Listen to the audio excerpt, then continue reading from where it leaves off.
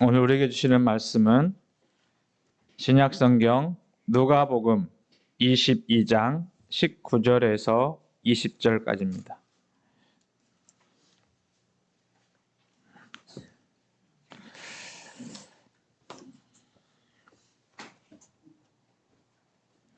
누가복음 22장 19절에서 20절에 있는 말씀 함께 봉독합니다. 또 떡을 가져 감사 기도하시고 떼어 그들에게 주시며 이르시되 이것은 너희를 위하여 주는 내 몸이라. 너희가 이를 행하여 나를 기념하라 하시고 저녁 먹은 후에 잔도 그와 같이 하여 이르시되 이 잔은 내 피로 세우는 새 언약이니 곧 너희를 위하여 붓는 것이라. 아멘. 우리 좌우 옆에 계신 분들하고 같이 인사 나누겠습니다. 사랑합니다. 사랑합니다. 다시 한번 할까요? 주의 은혜로 사시기 바랍니다. 주님의 은혜가 이곳에서 예배드리는 성도님들 그리고 영상으로 예배드리는 성도님들에게 위로부터 풍성히 부어주시는 역사하심이 있기를 소망합니다. 오늘은 교회 절기로 종료주일입니다.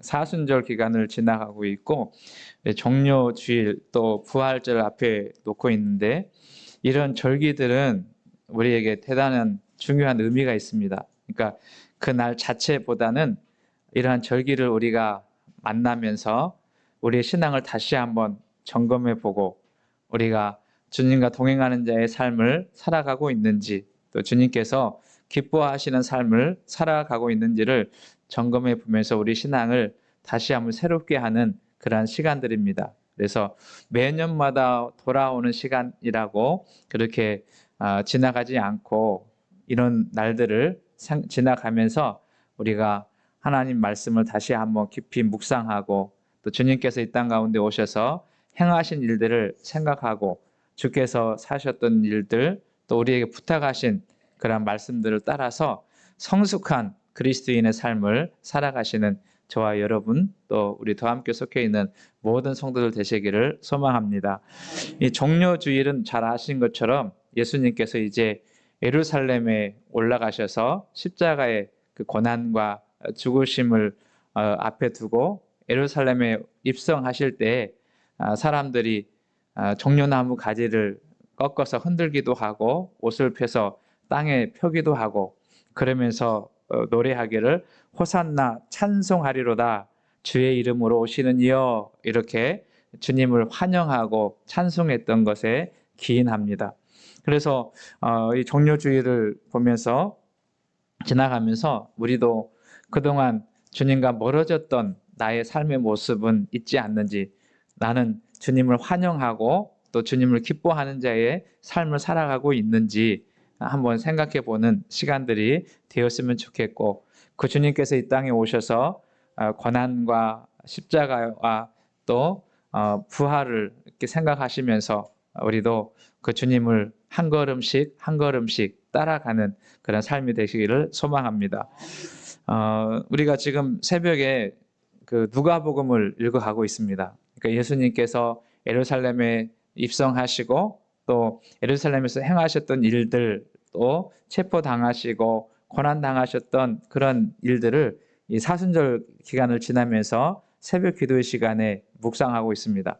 내일부터 우리 특별 새벽 기도회 하는데요. 그 시간도 주보에 나와 있는 순서대로 누가복음에 있는 말씀을 묵상하면서 우리가 주님의 고난을 생각하는 시간들을 갖습니다. 근데 오늘 본문이 기록되어 있는 누가복음 22장은 무엇으로 시작하냐면 유월절에 관한 이야기로 시작합니다. 이 유월절이라고 하는 것은 우리 성도님들께서 잘 아시는 절기죠.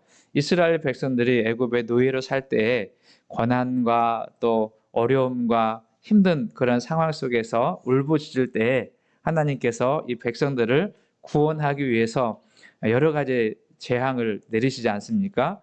그 중에 마지막 재앙이 뭐냐면 유월절에 관한 내용인데 이 유월절의 그 내용은 무엇이냐면 유월절 어린 양의 그 피를 문 입구에 바르면 문지방 그 임방에 바르면 그것을 보고 첫 태생을 죽이지 않는, 그러니까 그 피가 문에 발라져 있지 않은 그 집에는 처음 난 첫 태생이 죽게 되지만 그러나 6월절에 그 어린 양의 피가 발라져 있는 가정은 넘어간다. 그래서 6월절 의미가 있는데요.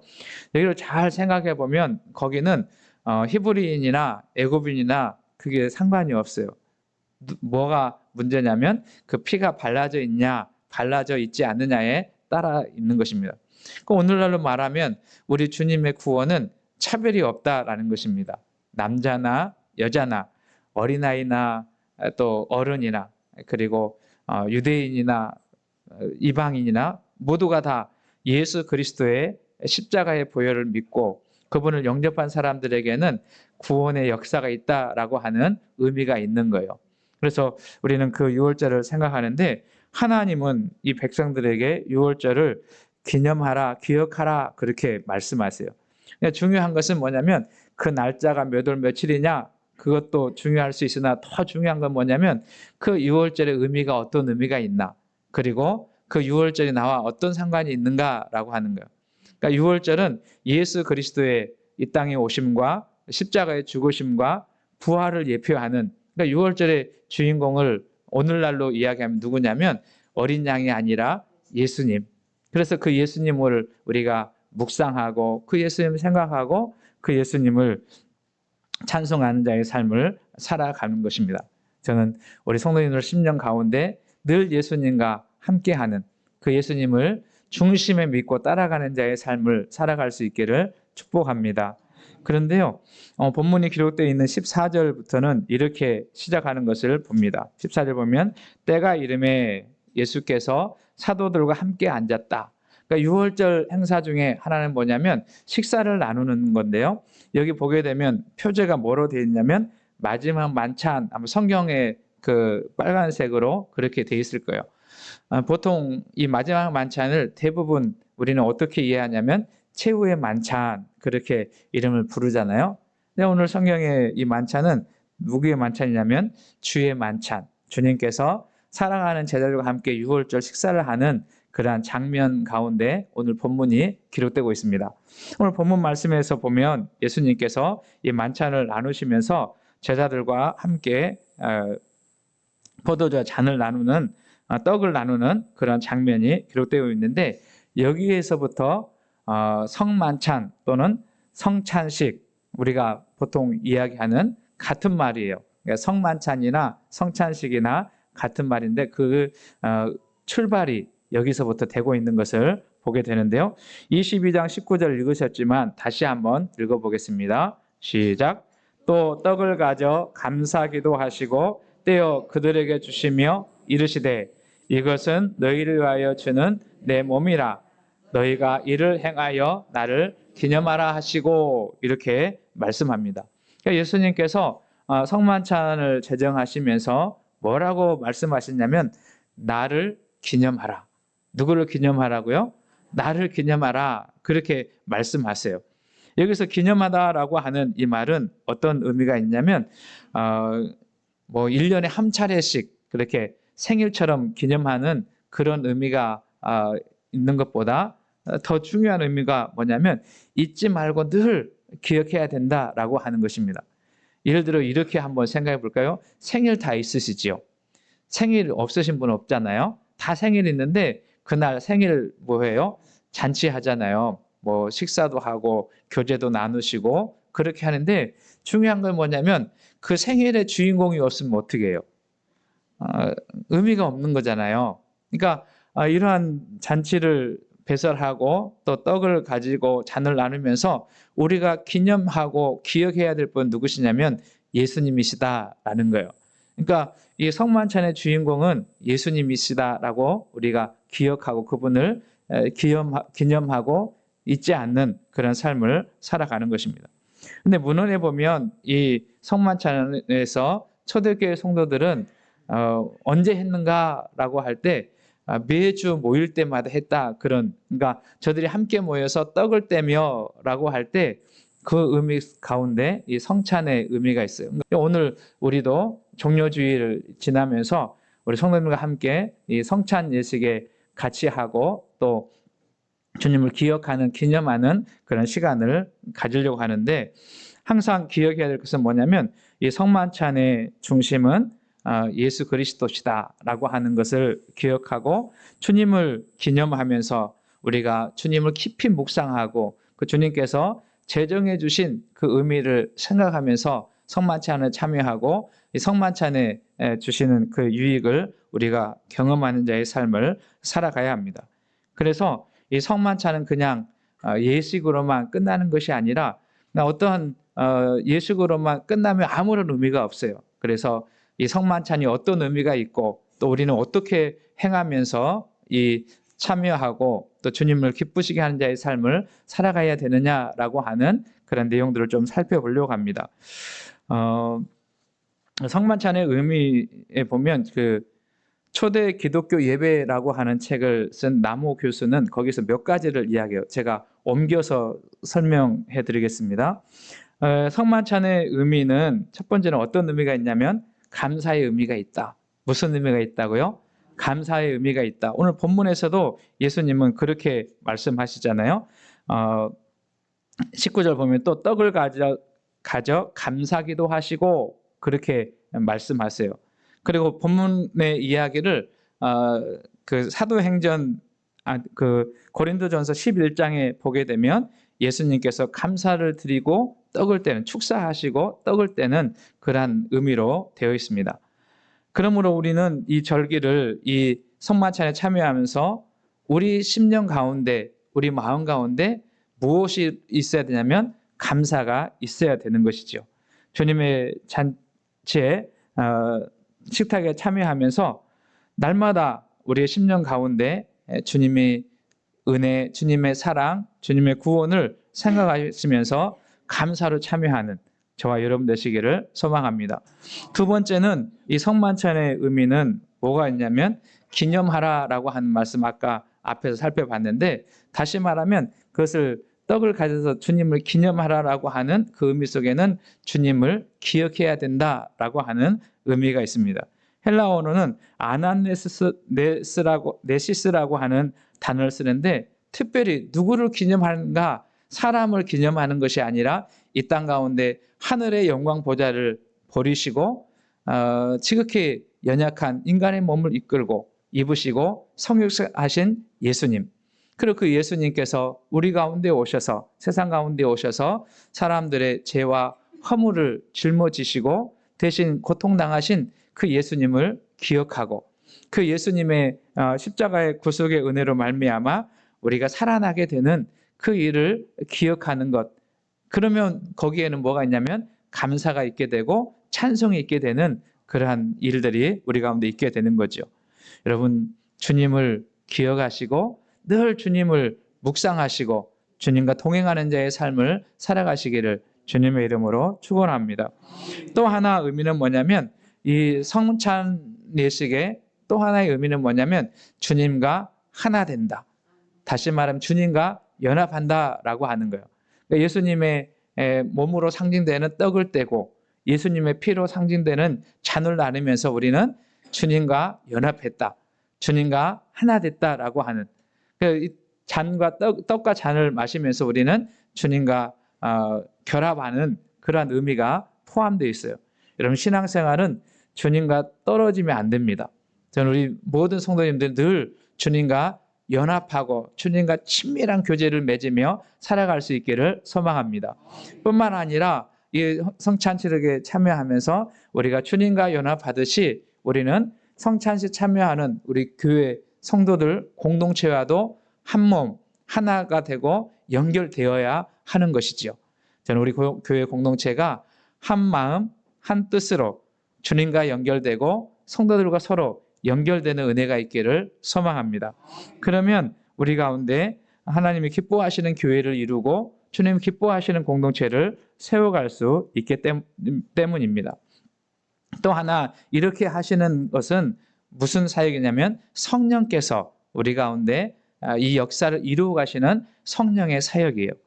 그리고 또 하나 생각해 보면 하나님의 나라의 잔치, 성만찬은 아주 중요한 예식, 기독교 예식 중에 하나는 세례 예식이 있고 하나는 성만찬 예식이 있는데 이 예식은 하나님 나라의 잔치라고 할 수 있어요. 그래서 이 빵과 떡과 잔을 마실 때마다 주님을 기억하고 또 하나는 주님이 다시 오실 것을 소망하면서 우리는 이 잔치에 참여하게 되는 것을 보게 됩니다. 그러면 이렇게 몇 가지 의미를 가지고 있는데 이를 종합해 보면서 우리는 이 성만찬을 어떻게 지키고 또 어떻게 참여해야 되느냐라고 하는 거예요. 첫 번째는 뭐냐면 앞에서 말씀드린 것처럼 주님을 기억해야 된다. 이 포도떡과 잔을 나누면서 주님을 기억해야 되는, 여러분 한번 읽어볼까요? 고린도전서 11장 24절 25절 말씀 함께 읽겠습니다. 시작. 이것을 너희를 위하여 내 몸 이를 행하여 나를 기념하라 하시고 잔을 가지시고 이르시되 이 잔은 내 피로 세운 언약, 이것을 행하여 마실 때마다 나를 기념하라 하셨으니, 그러니까 기념한다라고 하는 의미가, 기억하다라고 하는 의미가 강하다면 우리는 이 떡과 잔을 나누면서 예수님을 기억하는 거예요. 우리 죄를 위해서 오신 예수님, 우리의 죄를 담당하기 위해서 고난의 길을 걸어가신 예수님, 우리를 위해서 십자가를 지신 예수님을 기억하고 그 예수 그리스도의 은혜가 오늘도 우리를 붙들고 있다라고 하는 것을 기억하면서 참여하셔야 합니다. 두 번째는 어떤 의미가 있냐면 이 성만찬에 참여하면서 우리는 어떻게 참여해야 되냐면 자신을 살피는 기회로 생각해야 합니다. 그러니까 성만찬 예식을 하기 전에 우리는 그 성만찬을 생각하면서 나는 어떻게 주님과 연합하여 살아왔는지, 주님이 기뻐하는 자의 삶을 살아왔는지, 내가 주님께서 원하시는 그 하나님 나라의 공동체를 위해서 살아왔는지를 점검하시고 우리를 다시 살피는, 제가 언젠가 그런 표현을 했어요. 하루를 마치면서 무슨 기도를 했으면 좋겠는가 우리 교우들한테 말씀드린 기억이 있어요. 무슨 기도를 해야 되냐면 성찰 기도를 해야 된다. 그러니까 하루의 나의 말, 하루의 나의 언어, 나의 삶이 정말 주님이 기뻐하시는, 주님 원하시는 삶을 살아갔는가. 이런 그 성만찬을 참여하면서 그냥 무의미하게 그냥 순서대로 참여하는 것이 아니라 내가 주님이 기뻐하는 자의 삶을, 주님의 마음에 합당한 자의 삶을 살았는가 살피면서 우리의 신앙에 더 진보하고 성숙될 수 있도록 살펴보는 시간이 되시길 소망합니다. 그럼 한번 보실까요? 고린도전서 11장 28절 말씀 같이 읽습니다. 시작. 사람이 자기를 살피고 그 후에야 이 떡을 먹고 이 잔을 마실지니. 그래서 늘 자신을 살피면서 우리가 거룩한 주님의 자녀로서 그리고 주님의 몸된 교회로서 우리가 새로워지고 하나님이 기뻐하시는 모습으로 변화되는, 그래서 우리 공동체가 정결하고 아름다운 공동체로 세워져가는 성숙한 믿음의 공동체가 되시기를 소망합니다. 또 하나 이 성만찬에 참여하면서 첫 번째는 과거에 오셔서 우리를 위해서 십자가를 지신 예수님을 기억하고, 두 번째는 성만찬을 참여하기 전에 자신을 살피고, 현재적 의미죠. 미래적인 의미는 뭐냐? 우리 주님 다시 오실 때까지. 여러분 성경 말씀 같이 읽어보겠습니다. 고린도전서 11장 26절 시작. 너희가 이 떡을 먹으며 이 잔을 마실 때마다 주의 죽으심을 그가 오실 때까지 전하는 것이니라. 그러니까 우리는 이 잔치에 성만찬에 참여하면서 오늘 그리고 우리가 앞으로 어떤 삶을 살아갈 거냐라고 하는 것 중에 주님의 날, 주님의 다시 오실 때까지 그 날을 소망하면서 이 예수님을 전하는 자의 삶을, 그것을 전도라고 표현하고 선교라고 표현하지만 그것이 우리에게 사명으로 주어졌다라고 하는 것을 기억하시고, 우리 더함교회 공동체가 주님 오실 때까지 하나님 나라를 전하고 생명의 복음을 전하는 은혜가 있기를 소망합니다. 하나님의 어린 양으로 이 땅 가운데 오셔서 우리 죄를 구속해 주신 그 주님을 증거하는, 그래서 이 성만찬의 핵심은 주님께서 이 땅 가운데 오셨는데 그 오신 목적이 뭐냐? 성경을 읽어보면, 복음서를 읽어보면 잃어버린 자를 찾아 구원하기 위해서 오셨고, 또 예수님께서는 섬기려고 자기 자신을 화목제물 대속물로 주기 위해서 오셨다라고 하는 것입니다. 그래서 우리도 그 주님을 따라서 주님과 연합해서 주님과 한마음 한뜻으로 영혼 구원하는 일, 영혼을 살리는 일, 하나님의 나라를 잃어버린 우리의 형제들과 이웃들에게 그 나라를 전하는 축복의 통로의 삶을 살아갈 수 있기를 주님의 이름으로 축원합니다. 그래서 오늘 성만찬 예식에 참여하면서 이 세 가지 의미를 생각하시고, 또 주님께서 원하시면은 성만찬에 참여하는 저와 여러분 되어서 우리의 삶이 더 주님을 닮아가는, 더 주님이 기뻐하는 자의 삶을 살아내는 주의 축복의 통로의 삶을 살아가시는 저와 여러분, 또 영상으로 예배하시는 교우들 될 수 있기를 주님의 이름으로 축원합니다.